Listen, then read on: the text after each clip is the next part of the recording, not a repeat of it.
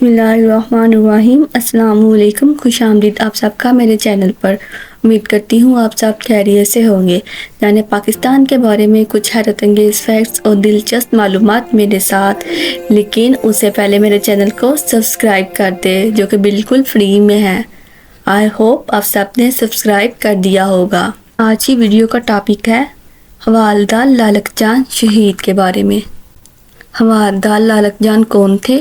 انہوں نے پاکستان کے لیے کون سے عظیم کارنامے سر انجام دیے؟ یہ سب میں بتاؤں گی آج کی ویڈیو کو، تو غور سے سنیے گا۔ جی تو سٹارٹ کرتے ہیں آج کی ویڈیو کو۔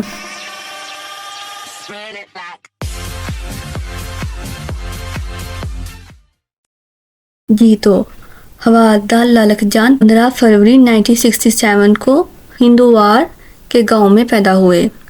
پرائمری تک تعلیم حاصل کرنے کے بعد آپ پاک فوج میں ایک سپاہی کی حیثیت سے بھرتی ہو گئے۔ آپ نے دوران ملازمت میٹرک تک تعلیم حاصل کی، ترقی کر کے حوالدار میجر کے عہدے تک پہنچ گئے۔ آپ نے اپنے گاؤں میں غریب اور نادر افراد کی مالی امداد کے لیے ایک فلاحی تنظیم قائم کی۔ 7 جولائی 1999 کی رات دشمن کے 3 طرفہ حملے کے دوران آپ شدید زخمی ہو گئے اور آخری وقت تک دشمن کا مقابلہ کیا۔ شہادت کے وقت آپ کا سینہ گولیوں سے چھنی تھا اور آپ کے ہاتھ میں کلشنکوف تھمی ہوئی تھی اور آنکھیں دشمن کی چوکی کی طرف دیکھ رہی تھی۔ نشان حیدر کا اعزاز آپ کے بڑے بھائی گل سمر خان نے صدر پاکستان سے حاصل کیا تھا۔